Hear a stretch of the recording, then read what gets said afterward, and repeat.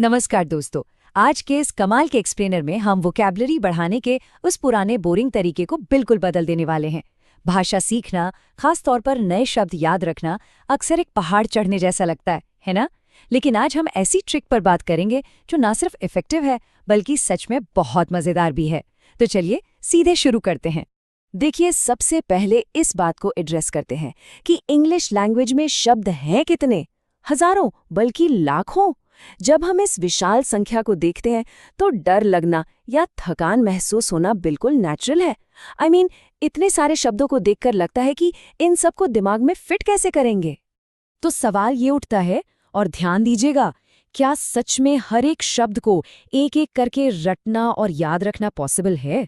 बिल्कुल नहीं। बिना किसी ठोस स्ट्रैटेजी के इस लंबी चौड़ी लिस्ट को याद करने की कोशिश करना न सिर्फ एग्जॉस्टिंग है बल्कि प्रैक्टिकली इम्पॉसिबल है। रट्टा मारने में हमारी पूरी एनर्जी वेस्ट हो जाती है और कल सुबह तक सब गायब। इसलिए इस रट्टाफिकेशन को छोड़ते हैं और एक स्मार्ट तरीका अपनाते हैं।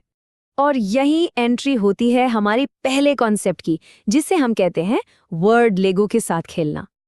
अब जरा अपना नजरिया बदलिए। लैंग्वेज को एक लंबी डिक्शनरी की तरह नहीं बल्कि बिल्डिंग ब्लॉक्स के एक डब्बे की तरह देखिए। शब्द निर्माण यानी वर्ड फॉर्मेशन बिल्कुल लेगो खेलने जैसा है। जैसे बचपन में हम लेगो के अलग अलग पीसेस जोड़कर एक नई आकृति बना देते थे, एग्जैक्टली वैसे ही हम शब्दों को भी जोड़ सकते हैं। आपको सिर्फ एक मूल शब्द यानी रूट वर्ड को पकड़ना है, फिर उसके आगे कुछ जोड़िए जिसे प्रीफिक्स कहते हैं, या उसके पीछे कुछ लगाइए यानी सफिक्स। एक सिंगल रूट वर्ड से आप आराम से कई नए शब्द बना सकते हैं।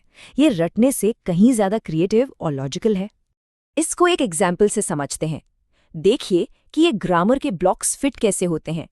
हमारा रूट वर्ड है के। अब इसमें एक छोटा सा सफिक्स प्लस फुल लगा दीजिए। बूम, आपको एक एडजेक्टिव मिल गया, केयरफुल। लेकिन अगर आपको इसका बिल्कुल ऑपोजिट मीनिंग चाहिए, कोई बात नहीं, प्लस फुल को हटाइए और प्लस लेस लगा दीजिए। ये बन गया केयरलेस। और अगर इसे एडवर्ब यानी क्रिया विशेषण बनाना हो तो बस पीछे प्लस ly जोड़ दीजिए। लीजिए, बन गया केयरलेसली। एक सिंगल बेस वर्ड, और हमने उससे ग्रामर के अलग अलग टुकड़ों के साथ जोड़कर पूरे 4 अलग मीनिंग्स निकाल लिए। है ना बिल्कुल लेगो ब्लॉक्स जैसा सैटिस्फाइंग? खैर, एक सेकंड रुकिए। जैसे हर कंस्ट्रक्शन साइट पर कुछ छिपे हुए खतरे होते हैं, वैसे ही लैंग्वेज बिल्डिंग में भी कुछ ट्रैप्स हैं।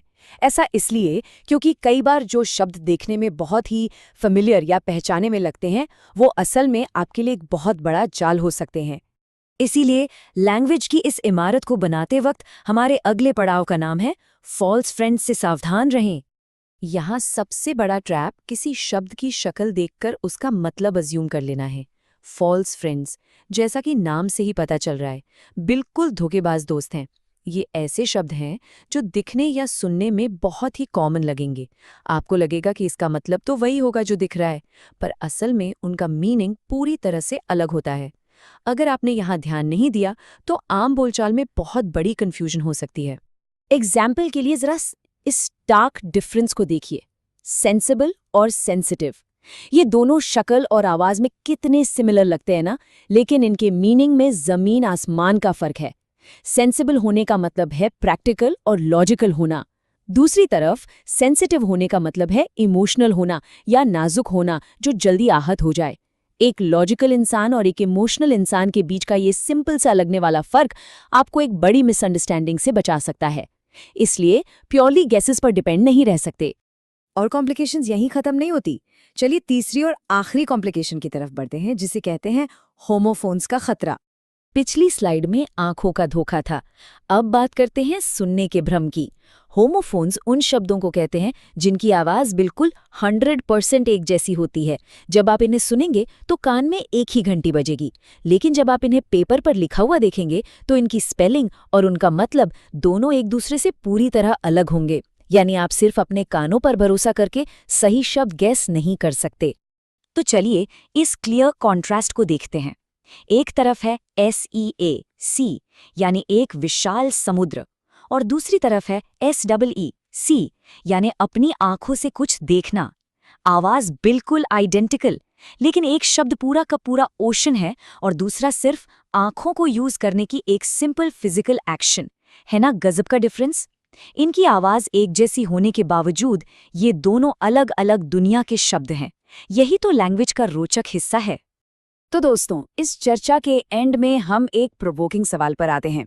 अगली बार जब कोई नया शब्द आपके सामने आए तो सोचिएगा जरूर, क्या ये शब्द कंप्लीटली अनजान और नया है, या फिर क्या ये सिर्फ उन्हीं पुराने फेमिलियर ब्लॉक्स का एक नया और इंटरेस्टिंग कॉम्बिनेशन है। जैसे ही आप इस वर्ड लेगो वाले माइंडसेट को अपनाएंगे, वोकैबुलरी बढ़ाना बिल्कुल एक गेम जैसा हो जाएगा। तो इन ब्लॉक्स को जोड़ते रहिए, धोखेबाज शब्दों से बचिए और इस लर्निंग जर्नी को पूरी तरह एंजॉय कीजिए। दखन का लय धन्यवाद। स्लोविंगो का सत सखन जर रख।